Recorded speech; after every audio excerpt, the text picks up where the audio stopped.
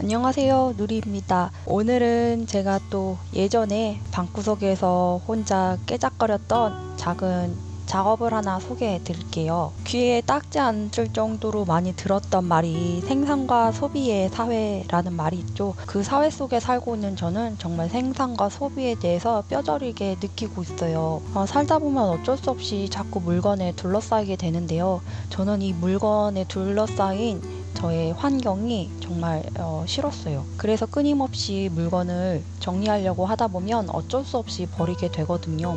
여기 이 옷도 단순히 저의 변심 때문에 버려지게 되는 물건입니다. 어떻게 하면 버리지 않고 조금 활용할 수 있을까 고민을 해봤어요. 고민 끝에 생각한 건 이 쓰레기를 작업에 이용하는 거였어요. 작은 판넬을 하나 준비하고 그 위에 옷을 뒤집어 씌웠습니다. 그리고 이 옷을 또 조각조각 잘게 오려내서 실로 하나하나 붙였어요. 그래서 만들어낸 게 짠! 이렇게 동물의 형상을 만들었습니다. 여러 옷에서 떼어낸 특이한 단추들을 또 모아놨었는데 눈, 코, 입으로 만들었어요.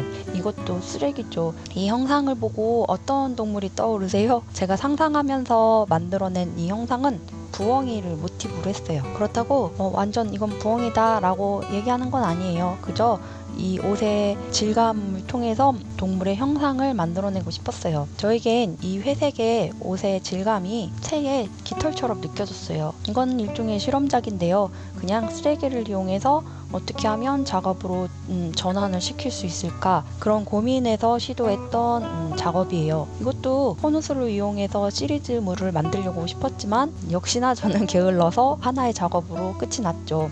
만드는 과정도 역시 재미있었고 옷을 작품으로 전환한다는 거에 대해서도 보람은 있었지만 결과적으로도 이건 하나의 또 쓰레기를 제가 생산하는 거죠. 과한 생산은 많은 사회 문제를 야기하기도 하고 그 문제 많은 이 사회가 바로 우리의 삶이기도 하죠. 옷이라는 물건이 그 쓰임을 다 해서 폐기를 앞두고 있지만 저는 그 폐기를 유보시켜 보려고 작품이란 이름으로 이렇게 탈바꿈을 시켰어요. 그러나 이 작품이란 것도 결국에는 누군가에게 소비되는 물건일 뿐이죠. 저는 또 다른 쓰레기를 이렇게 또 생산한 것 같아요. 아무튼 지긋지긋한 이 쓰레기에 대한 문제, 저의 강박적인 생각들, 그거를 한번 작업으로 표현을 해봤어요. 저는 늘 혼자서 방구석에서 작업을 하다 보니까 제 작업을 어디 소개시켜 줄 데가 마땅히 없거든요. 그리고 누가 사가겠어요. 그냥 저 혼자 만들고 저 혼자 보고 끝나는 매번 쓰레기를 만들고 있는데 저의 유튜브 채널을 통해서 이렇게 소개해 드릴 수 있어서 제가 지금 정말 신나요. 그럼 저는 또 강제적으로 다음 작업을 여러분에게 계속